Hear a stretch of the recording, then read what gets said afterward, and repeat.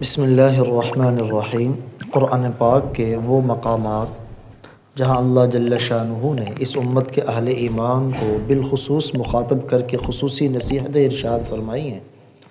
سورۃ النساء آیت نمبر 94، یہ قرآن پاک کا 24واں مقام ہے۔ اعوذ باللہ من الشیطان الرجیم، بسم اللہ الرحمن الرحیم۔ یا ایہا الذین آمنوا، اے ایمان والو، اذا ضربتم، جب تم سفر کرو، فی سبیل اللہ، اللہ کے راستے میں، فتبینوا، تو خوب تحقیق کر لو، ولا تقولوا، اور مت کہو، لمن، اس شخص کے لیے، القی الیکم السلام، جو تمہیں سلام کہے، کیا نہ کہو، لست مؤمنا، کہ تم مومن نہیں ہو، تبتغون، تم چاہتے ہو، عرض الحیات الدنیا، دنیا کی زندگی کا سامان، فعند اللہ، پس اللہ کے پاس، مغانم کثیرہ، بہت سی غنیمتیں ہیں، کذالک، اسی طرح، کنتم، تم تھے، من قبل، اس سے پہلے، فمن اللہ علیکم، پھر اللہ نے تم پر احسان کیا، فتبینوا، لہذا خوب تحقیق کرو، ان اللہ، بے شک اللہ، کان بما تعملون، جو تم کرتے ہو، خبیرا، اس سے پوری طرح باخبر ہے۔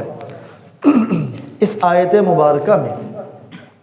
انتہائی اہم ترین نصیحت اہل ایمان کو کی گئی، اور وہ نصیحت ہے کہ اگر کوئی اپنی زبان سے اسلام کا اظہار کرے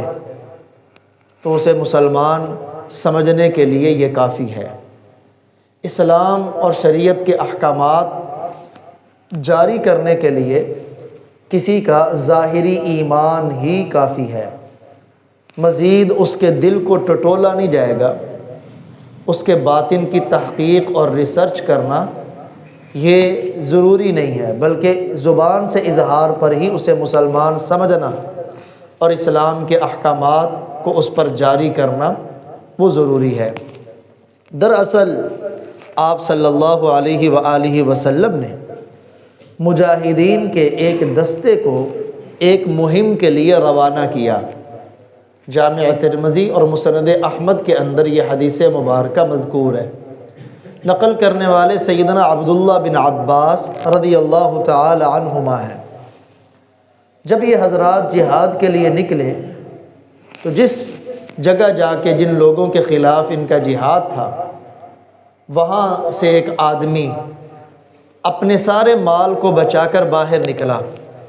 قبیلہ بنو سلیم سے ایک آدمی باہر نکلا، اس کے پاس اس کا مال تھا، بکریاں تھیں، ان کو باہر چرا رہا تھا۔ جب اس دستے کا گزر اس آدمی پہ ہونے لگا تو اس نے ان کو السلام علیکم یہ کہا، جس سے ظاہر یہ تھا، انہیں بتلانا تھا کہ میں مسلمان ہوں۔ لیکن ان لوگوں نے اس آدمی کو قتل کر دیا کہ اس نے صرف اپنا مال بچانے کے لیے ہمارے سامنے یہ اسلام کا اظہار کر رہا ہے، اور اس کی بکریاں بطور مال غنیمت کے ان پہ قبضہ کر لیا اور آپ صلی اللہ علیہ وسلم کی خدمت مبارکہ میں پیش کی۔ لیکن جب وہ مال غنیمت پیش کیا تو قرآن پاک کی یہ آیت مبارکہ جبریل امی لے کے آئے کہ ایمان والوں سے یہ بھی کہہ دیں کہ جب یہ اللہ کے راستے میں سفر کریں جہاد کے لیے تو کوئی بھی قدم اٹھانے سے پہلے خوب تحقیق کر لیں، اور جو انہیں السلام علیکم کہے اس کو کبھی نہ کہیں کہ تو مسلمان نہیں ہے، صرف اس لیے کر رہے ہیں کہ انہیں دنیا کی زندگی کا سامان چاہیے، یعنی انہوں نے یہ جو قدم اٹھایا اسے قتل کرنے کا، سامنے پیش نظر وہ بکریاں تھیں، اس کے پاس کافی زیادہ مال تھا، تو کہ دنیا کی سامان کی خاطر انہوں نے یہ قدم اٹھایا، حالانکہ اللہ کے پاس بہت سی غنیمتیں۔ صحیح بخاری میں ایسا ہی ایک واقعہ اختصار کے ساتھ اور بھی ذکر ہے کہ جس میں ایک دستہ مجاہدین کا جو آپ نے روانہ کیا، اس میں سیدنا مقداد بن اسود رضی اللہ تعالی عنہ جب آگے بڑھے تو دیکھا ایک آدمی اسی طرح اس کے پاس مال ہے، تو باقی سارے کافر بھاگ گئے، وہ اکیلا رہ گیا۔ تو جب یہ اس کے قریب پہنچے تو اس نے اشہد ان لا الہ الا اللہ بآواز بلند پڑھا، لیکن انہوں نے اس کی بات کی طرف توجہ نہ کی اور اسے قتل کر دیا کہ یہ تو اکیلا رہ گیا ہے، اس کے پاس مال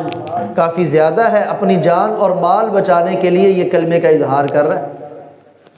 تو جب اس کو قتل کیا تو بعض صحابہ نے کہا تم نے یہ برا کام کیا ہے، اللہ کے نبی کی بارگاہ میں جا کے ہم تمہاری شکایت لگائیں گے کہ ایک بندے نے اسلام کا اظہار کیا، اس نے پھر بھی اسے قتل کر دیا۔ یہ واقعہ ہو، اب پھر اس وقت اس کا مطلب یہ ہوگا لا تقولوا لمن القا الیکم السلام، پہلی روایت کے پیش نظر سلام کا معنی السلام علیکم، لیکن اس دوسری روایت کے پیش نظر سلام کا معنی ہے اطاعت، کہ جو تمہارے سامنے اطاعت کا اظہار کرے اسے یہ مت کہو کہ تو مسلمان نہیں ہے۔ اس طرح کے دیگر واقعات وہ بھی اس آیت مبارکہ کے تحت بیان کیے جاتے ہیں، ان میں آپس میں کوئی تعارض اور ٹکراؤ نہیں ہے۔ تو یہاں پہلی بات یہ فرمائی کہ جب تم اللہ کے راستے میں سفر کرو تو خوب تحقیق کرو۔ دراصل سفر میں اس چیز کی زیادہ ضرورت پیش آتی ہے، کیونکہ انسان کا آمنا سامنا ایسے لوگوں سے ہوتا ہے جن کو وہ جانتا نہیں ہوتا، اس لیے کوئی بھی قدم اٹھانے سے پہلے خوب تحقیق کرو، بدگمانی پر کوئی قدم نہ اٹھاؤ۔ یہ الگ بات ہے کہ فی سبیل اللہ کی قید یہ قید احترازی نہیں ہے، اگر تم اپنے مقام پر بھی ہو تب بھی کوئی کام کرنے سے پہلے تحقیق کرو، جلد بازی میں کام نہ کرو اور جذباتی طور پہ کام نہ کرو۔ چنانچہ حدیث مبارکہ میں کہا گیا الاناءۃ من اللہ، یعنی تحقیق سے کام کرنا یہ اللہ کی طرف سے ہے، والعجلۃ من الشیطان، بغیر تحقیق کے جلد بازی سے کام کرنا یہ شیطان کی طرف سے ہے۔ ولا تقولوا لمن القى الیکم السلام، اور مت کہو اس شخص سے جو تمہیں سلام کرے لست مؤمنا، کہ تم مومن نہیں، ایسا مت کرو۔ اس سے یہ ضابطہ بھی معلوم ہوا کہ احکام شرعیہ کے جاری کرنے کا دار و مدار کسی کے اسلام کے اظہار پر ہے۔ جب وہ اسلام کا اظہار کر دے تو ہمیں اس کے دل کو کھنگالنے کی اور اس کی تفتیش کرنے کی اجازت نہیں ہے۔ اسی وجہ سے امام الائمہ، سراج الامہ، کشف الغمہ، امام اعظم ابو حنیفہ، نعمان بن ثابت سب کہتے ہیں رحمۃ اللہ تعالی علیہ، اسی وجہ سے وہ کہتے ہیں لا نکفر اہل القبلہ بذنب، اہل قبلہ کو کسی گناہ کی وجہ سے ہم ان کی تکفیر نہیں کریں گے۔ اہل قبلہ سے مراد کہ جو اسلام کا اظہار کرے اور مسلمانوں کے قبلے کی طرف منہ کر کے نماز پڑھے کسی بھی گناہ کی وجہ سے۔ اب جو ایک بندہ اسلام کا اظہار کرتا ہے، کلمہ پڑھتا ہے، اگرچہ بے نمازی ہے، بے روزگار ہے، روزدار ہے، روزہ نہیں رکھ رہا، اور بھی اس کے اندر کمی کوتاہیاں ہیں، لیکن پھر بھی وہ مسلمان ہے، اس کو ہم قتل نہیں کریں گے۔ لیکن یہ جو اہل قبلہ کو قتل نہ کرنے کا حکم ہے، اس کا مطلب کیا ہے؟ جب تک اس سے کوئی ایسا کام سرزد نہ ہو جو کام کفریہ ہے۔ ایک بندہ مسلمان ہے، جب تک اس سے کوئی کفریہ کو قول قرار، کفریہ بات، کفریہ عمل سرزد نہ ہو، اس وقت تک اسے مسلمان ہی سمجھیں گے۔ جیسے وگرنہ تو یہود و نصارہ بھی اپنے آپ کو مومن کہتے ہیں، لیکن مومن ہے نہیں، ان سے صادر ہونے والے کفریہ اعمال ان کے مومن ہونے کے دعوے کی تکذیب کرتے ہیں۔ ایسے ہی مسیلمہ کذاب، جس کے خلاف صحابہ کرام نے جہاد کیا، وہ صرف کلمہ نہیں پڑھتا تھا، نمازیں بھی پڑھتا تھا، اذان بھی یہی دیتا تھا، تمام دین کے احکام کرتا تھا، لیکن ایک ختم نبوت کا انکار کہ اپنے آپ کو نبی ہونے کا دعویٰ اس نے کیا۔ تو اس کا مطلب ہے کہ اگر کوئی بندہ اپنے آپ کو مسلمان کہے لیکن دین کی ضروریات جن کو ماننا دین میں ضروری اور یقینی ہے ان میں سے کسی کا انکار نہ کرے، اگر انکار کرے گا تو اسے مسلمان نہیں سمجھا جائے گا۔ وَلَا تَقُولُوا، اور مت کہو لمن القا الیکم السلام، اس شخص کو جو تمہیں سلام کرے یا تمہارے سامنے اپنی اطاعت کو پیش کرے اسے مت کہو لست مؤمنا، کہ تم مومن نہیں ہے۔ تبتغون عرض الحیات الدنیا، اس واقعے کا جو چیز سبب بنی اسے ذکر کر رہے ہیں، کیا تم دنیا کی زندگی کا سامان چاہتے ہو؟ فعند اللہ مغانم کثیرہ، اللہ کے پاس بہت سی غنیمتیں۔ اب صحابہ کرام سے یہ معاملہ سرزد ہوا، انہیں چونکہ اس مسئلے کی فہم اور سمجھ بوجھ نہیں تھی، اس وجہ سے اس آیت مبارکہ میں کوئی وعید انہیں نہیں سنائی گئی۔ اب مسئلہ سمجھ آ گیا، اب صحابہ کرام نے احتیاط کی اس معاملے میں۔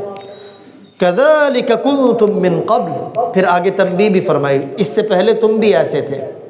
کیا مطلب ایسے تھے؟ کہ تم بھی کافروں، تم میں سے بہت سے لوگ ایسے ہیں جو کافروں کے درمیان میں تھے، مشرکین مکہ کے درمیان میں کلمہ پڑھ چکے تھے، لیکن اپنے اسلام کا اظہار کرنا مشکل تھا ان کے ڈر کی وجہ سے۔ ایسے ہی یہ آدمی کافروں کی بستی میں تھا، مسلمان ہوگا، لیکن اپنے کلمے کا اظہار کافروں کے ڈر کی وجہ سے اس نے نہیں کیا، جب تمہیں دیکھا تو اس نے اپنے کلمے کا اظہار کر دیا۔ تو یہ والی کیفیت تمہارے اوپر بھی آئی ہے۔ نمبر 2، اس کا یہ مطلب بھی تم بھی اس سے پہلے اسی طرح تھے، یعنی جب تم نے اپنے کلمے کا اظہار کیا تو تمہارے زبان سے نکلنے والے بولوں پر ہی تمہیں مسلمان سمجھ لیا گیا، تمہارے دلوں کی تفتیش نہیں کی گئی، تمہارے دلوں کو ٹٹولا نہیں گیا۔ تو جب تمہارے بارے میں معاملہ اس طرح ہے تو تم نے دوسروں کے بارے میں معاملہ اس طرح کیوں نہیں کیا؟ کذالک کنتم من قبل، اسی طرح تم بھی تھے اس سے پہلے۔ فمن اللہ علیکم، پھر اللہ نے تم پر احسان کیا، لہٰذا پھر دوبارہ حکم دیا فتبینوا، خوب تحقیق کر لو، ان اللہ کان بما تعملون خبیرا، بالیقین جو تم عمل کرتے ہو اللہ تعالیٰ اس سے پوری طرح باخبر ہے۔ یا ایہا الذین آمنوا، اے ایمان والو، اذا ضربتم فی سبیل اللہ، جب تم اللہ کے راستے میں سفر کرو، فتبینوا تو خوب تحقیق کرو، ولا تقولوا اور مت کہو، لمن القا الیکم السلام، اس شخص کے لیے جو تمہارے سامنے سلام کرے یا اطاعت کو پیش کرے، لست مؤمنا، کہ تم مومن نہیں، تبتغون عرض الحیات الدنیا، تم دنیا کی زندگی کا سامان چاہتے ہو، فعند اللہ مغانم کثیرہ، بس اللہ کے پاس بہت سی غنیمتیں۔ کذالک کنتم من قبل، تم اسی طرح تھے اس سے پہلے، فمن اللہ علیکم، پھر اللہ نے تم پر احسان کیا، فتبینوا لہذا خوب تحقیق کرو، ان اللہ بے شک اللہ کان بما تعملون خبیرا، جو تم کرتے ہو اس سے پوری طرح باخبر ہے۔